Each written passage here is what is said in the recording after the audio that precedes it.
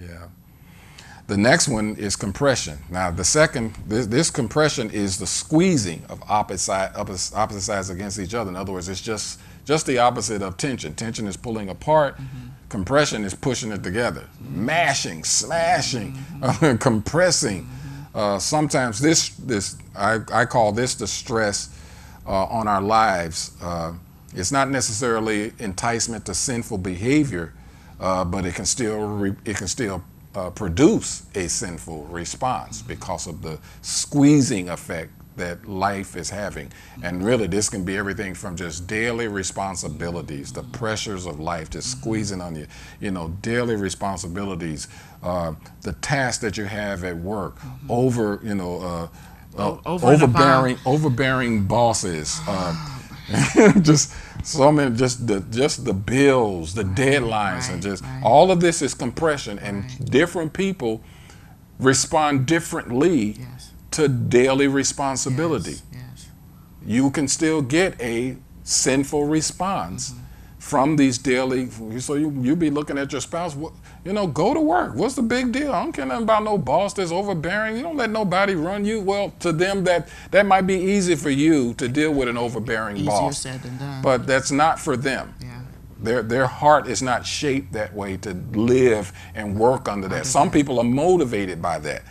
An overbearing boss just makes them work. They thrive. They thrive in that environment. Like, bring it on. Bring on the challenge. I'll get the work done even faster and more efficient. Other people are like, no, I don't work well in that atmosphere. And they bring that home. It comes home with them. Yeah, it comes home with them, and it affects your marriage. And so it may take somebody. You're getting the revelation of this right now. You're going, this is it. And so when you get home with your spouse or after you watch this video, tell them that's it. I get it. I've been bringing the pressure of work into our relationship, and that's why I keep responding the way I do to you. I didn't realize it to this moment that that's what's happening. Yeah.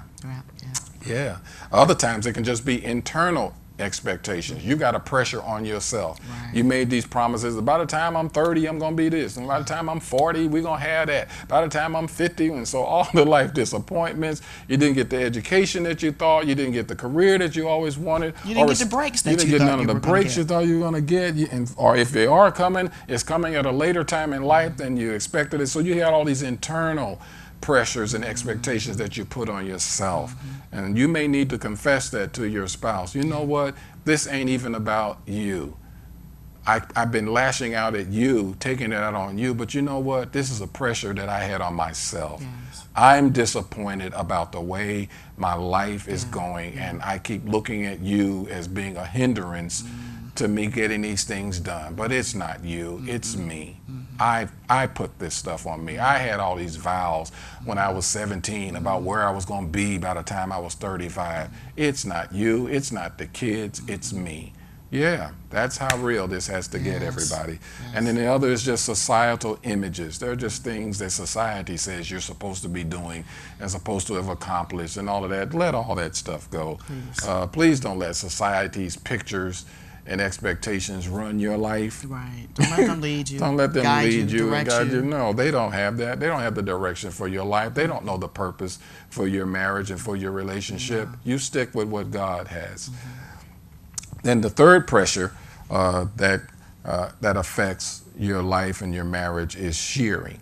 Now, this was a little bit more difficult to explain because it's not just pulling something apart or the pressuring against something, but it's more like a violent blow that has come against you, that has come against your life, that is like taking a chunk out of you. Does that make sense? It's like taking a sledgehammer and smashing it up against a wall, and it has just bashed a hole in that wall, or breaking pieces off of you. That's what you've dealt with. You've been sheared.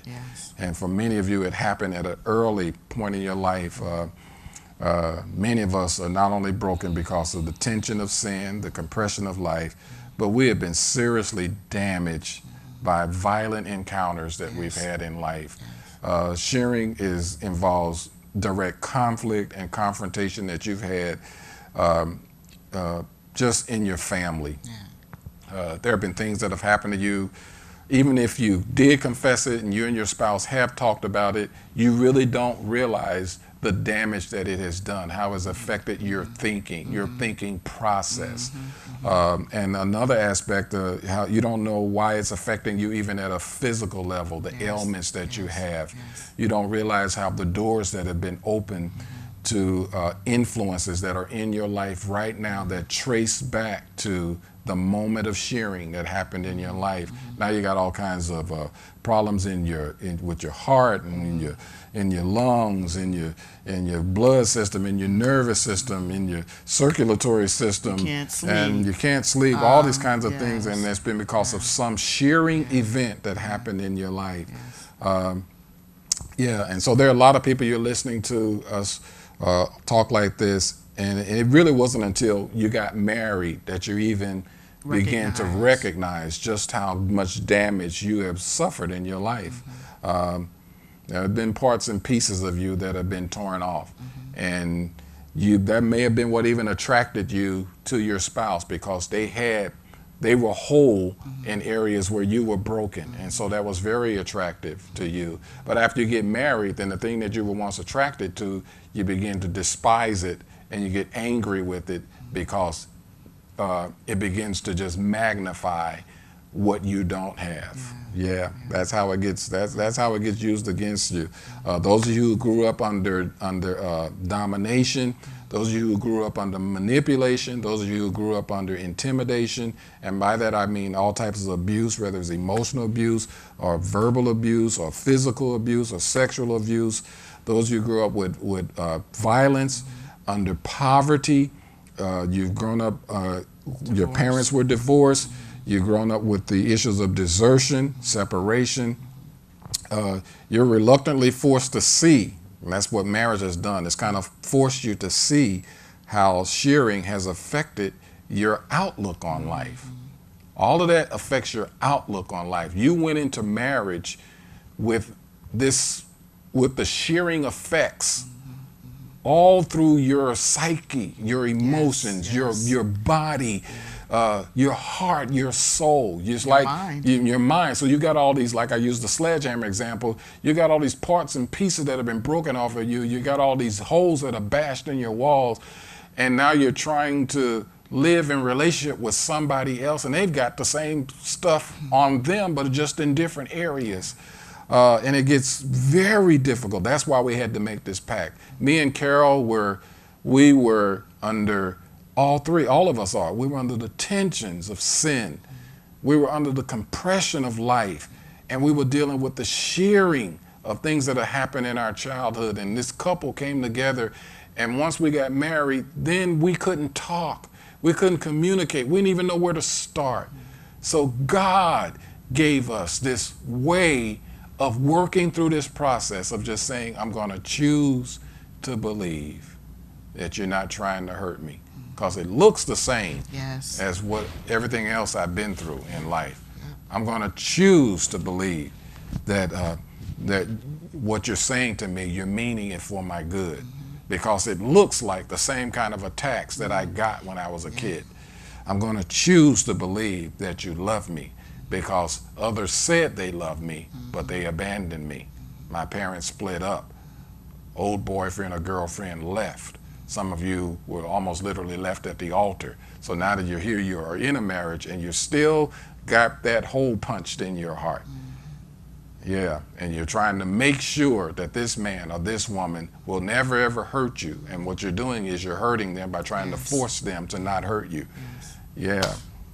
So what's it going to take? That's really, because this stuff affects your ability and even your willingness to go through life's necessary transitions and changes. Because the thing is, when you've been sheared, you don't want nothing to change. Once you find a safe space, a safe season, you don't want nothing to, don't nobody change nothing, because finally I got peace and safety. But that's not life. Life is constantly changing. Marriage is constantly changing. And so anytime there's change, you're lashing out because you think it's your spouse that's forcing you. You think it's your children that's forcing you, but it's not. You just haven't been healed from the shearing. And so we're telling you, confess to your spouse that I need to be healed from shearing and from the things that have been sheared in my life. And I trust you, I trust God to take me through my process of healing. That's what we're talking about today, is the trust. Yeah. Dr. Lynn Lucas, who is a co-author of a book, No Longer a Victim, she made this statement to us. She said that there are places in the earth that have high concentrations of salt. And in those places, they have very few earthquakes. And that's because under pressure, salt liquefies and it filters into the cracks and the crevices and holds the broken places together. And thus it prevents those violent earthquakes. So how does this apply to you and me? Salt in the Bible is a preserving element. Salt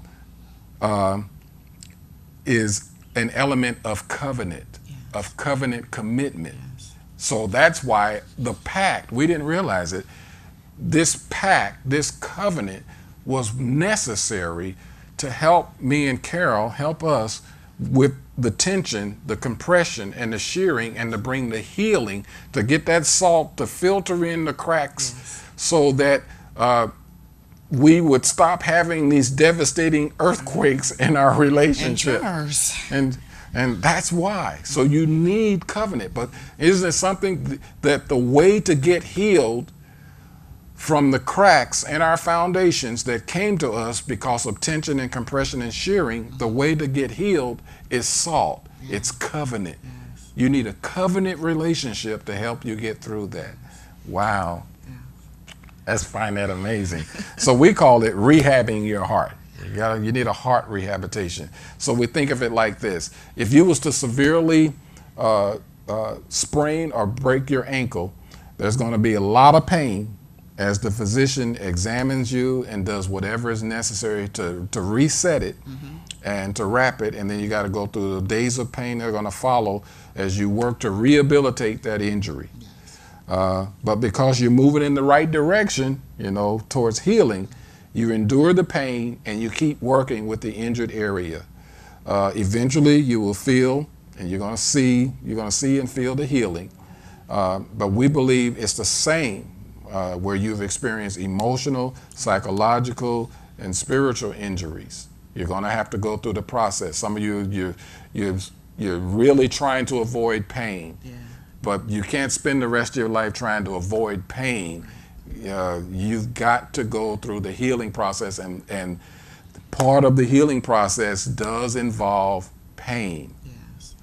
And you will have to, you don't relive, but you have to remember what was done. You have to go through it. You'll have to go through it in order to heal. You can't avoid it any longer, because it's not, now it's causing more damage. Yes. Because you're not allowing it to heal. You're not facing it. You're not talking about it. You're not praying about it.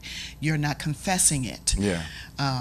It has to be exposed in order for it to be healed. Yeah. So don't live any longer trying to just avoid pain and keep pain out of our relationship. There are growing pains. Yes. That's the reason why that phrase even exists. The physical body goes through growing pains. In fact, you don't want to be. There's a disease called leprosy, and one of the symptoms is there is no pain. But that's not a good thing, because you're getting there's infection there, but you can't. There's no pain there, so you don't know there's infection. So the body does not rally. The white corpuscles don't rally to that spot to fight the infection, to heal it, and so gangrene sets in. And that you don't want that to happen in your relationship. You don't want to have a leprous relationship. You want to have a healthy, whole relationship. The worst thing that one of the worst positions you can be in your marriage is when you come to that place of where I'm just numb. I don't feel nothing. That's not good. That's not good. You need to feel the pain, because pain triggers the healing elements in your body. So quit trying to avoid the pain. I don't want to talk about it. I don't want to relive it. No, confess it to your spouse and confess it to one another, because the Bible promises so that you'll be healed. And where you're needing to bring in professional therapists or a life coach into your life to help you and your spouse walk it through, please get it, access it. It's very necessary so that you can reach the level of trust that must be a part of your pact. I'm going to, just to kind of reiterate and talk about the journey that you're on. We think of it as a journey from slavery to promise to get you to where God wants you to get to. So I'm going to ask Carol to read to you. This is from pages 94 and 95 in our book about how God's trying to take your relationship from slavery to promise. In 1 Corinthians 10, 1 through 15, the Apostle Paul describes the journey of the Hebrew people from Egypt to the land of promise. We have taught our church family that this passage depicts the journey of believers who are coming out of slavery to sin, going through a wilderness transition, and moving into God's purpose for their lives. God allowed them to come to situations where there was no water, so they would learn to look to Him. He let them run out of food, so they would learn to be fed by Him. He called the leader away for a long time, so that they would learn to look to God. He let them see the gigantic people in the promised land, so they would learn to compare the giants to God and not compare themselves to the giants. Perhaps God is taking you through this kind of transition. You may be in the midst of a wilderness journey right now. Please heed the warnings from Paul in 1 Corinthians 10.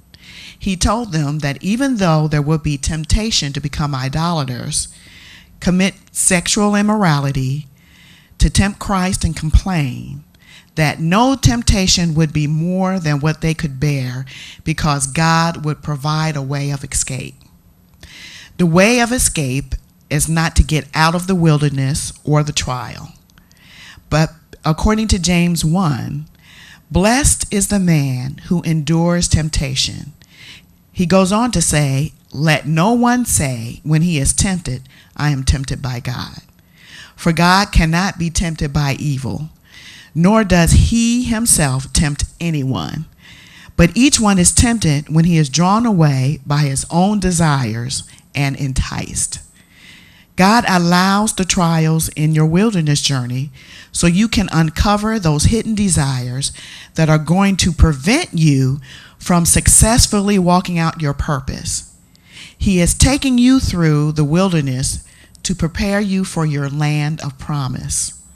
He's getting out that old slavery mentality out of you. And now you can see what we believe, why we believe this trust aspect is such a vital part, necessary part of the pact. God's taking you through this transition. Yes. There's some old slavery stuff that's still in you. He got you out of it. He got you out of slavery, but he's got to get the slavery out of you. When you were growing up and your parents divorced, he got you out of divorce and desertion.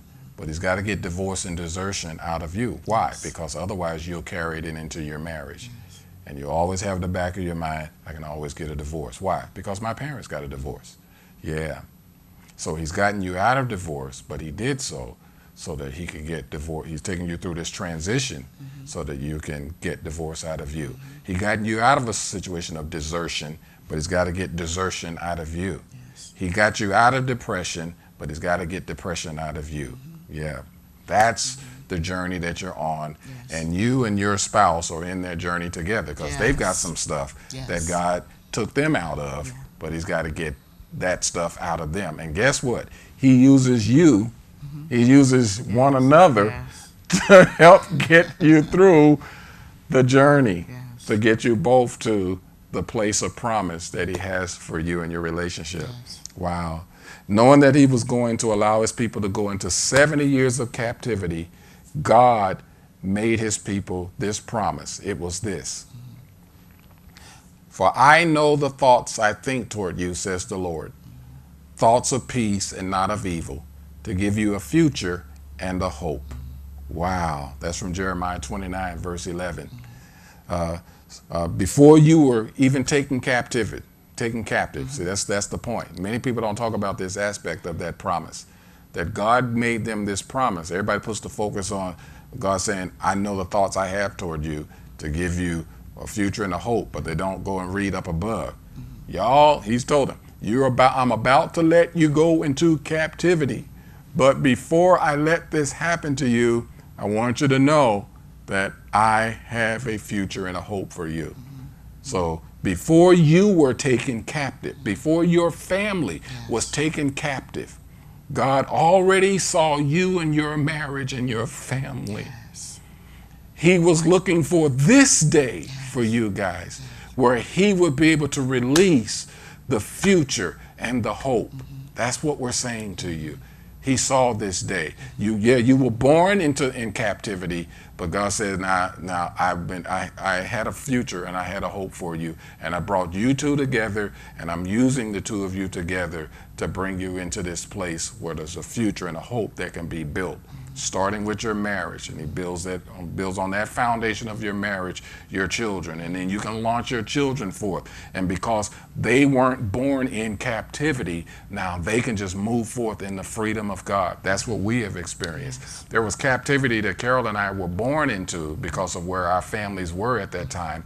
And when God brought us together, he took this couple through this process, taking us from the place of poverty and slavery and bringing us into his promise. Yeah. And our children were born in the land of promise, so that they can be released to go forth with the awesome, great future and plan that God has for them. And we're saying the same thing applies for you guys. Yeah. So that's what we're holding on. So God's prescription for trust elevated our marriage. And so we encourage you to give serious consideration to this part of the pact as well.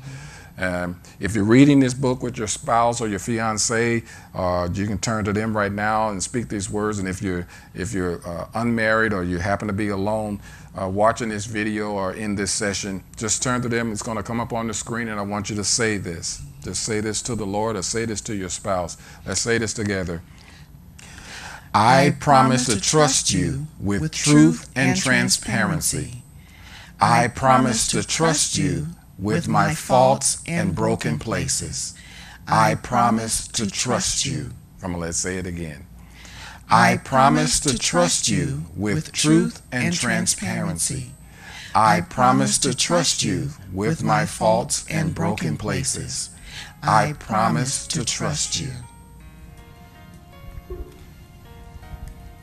This has been an awesome journey that we have had together, exploring the promise of accountability, commitment, and trust.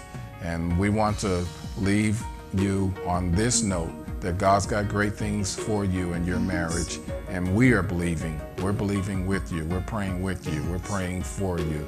God's got great things in store.